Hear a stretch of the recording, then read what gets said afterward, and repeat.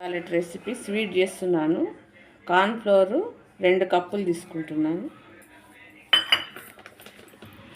2 కప్పులండి corn flour. 1 cup సగం తీసుకుంటున్నాను. Sweet మరీ ఎక్కువ అవుతుంది సమానంగా తీసుకుంటే, అందుకని కొంచెం తక్కువ తీసుకున్నాను స్వీటు. 1½ కప్పు తీసుకున్నాను. 2 కప్స్ కార్న్ ఫ్లోర్కి 1½ కప్పు షుగర్. కార్న్ ఫ్లోర్ని వాటర్ వేసి కలుపుతూ ఉండాలండి. ఉండలు కట్టకుండా కలుపుకోవాలి.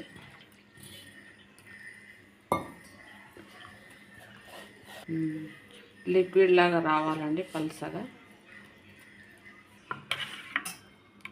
ఇలా పల్సగా కలుపుకోవాలండి. అస్సలు లంప్స్ రాకూడదండి. షుగర్ మునిగేంత వాటర్ పోసుకోవాలండి. ఇలా కలుపుతూ ఉండాలండి షుగర్ కరిగే వరకు. మీడియం ఫ్లేమ్లో పెట్టుకోవాలండి. ఇలాచీ వేయాలండి, పౌడర్, ఇలాచీ పౌడరు. చక్కెర కరిగాక ఇలాచీ పౌడర్ వేసి వాటర్లో కలుపుకున్నది ఇలా కలుపుతూ ఉండాలండి. గడ్డలు కడతారు లేకపోతే.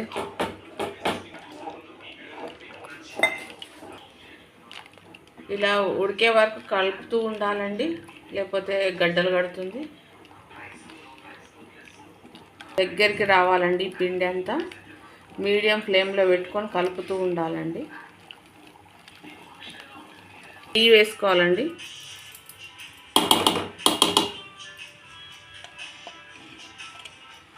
నెయ్యి వేస్తూ కలపాలి.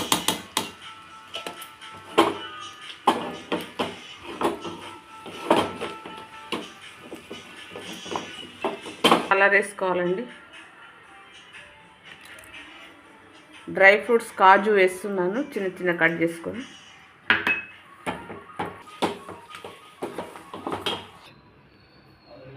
ఇలా ప్లేట్లో ఒక ప్లేట్ తీసుకొని దాంట్లో నెయ్యి రుద్దుకోవాలండి. ఇలా ఉడికాక తీసి ప్లేట్లో వేసుకోవాలండి. వేసుకోవాలండి ప్లేట్లో అంతా. ఒక 5 మినిట్స్ అయ్యాక కట్ చేసుకోవాలి.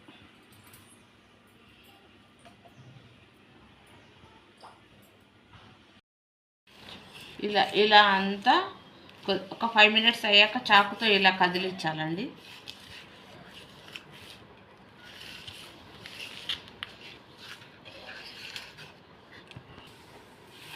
ఇలా ప్లేట్లో పెట్టాలి.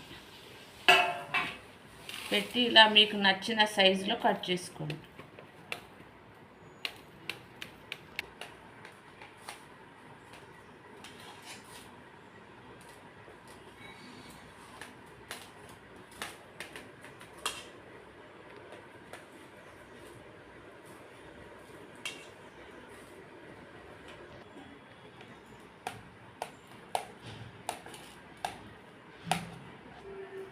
ఇలా వస్తాయండి పీసెస్. బొంబాయి హల్వా రెడీ అండి. ఈ విధంగా మీరు కూడా చూసి చేసుకొని కామెంట్ రూపంలో పెట్టండి ఏ విధంగా వచ్చిందో. ఈ వీడియో చూసిన వాళ్ళందరికీ థ్యాంక్ యూ.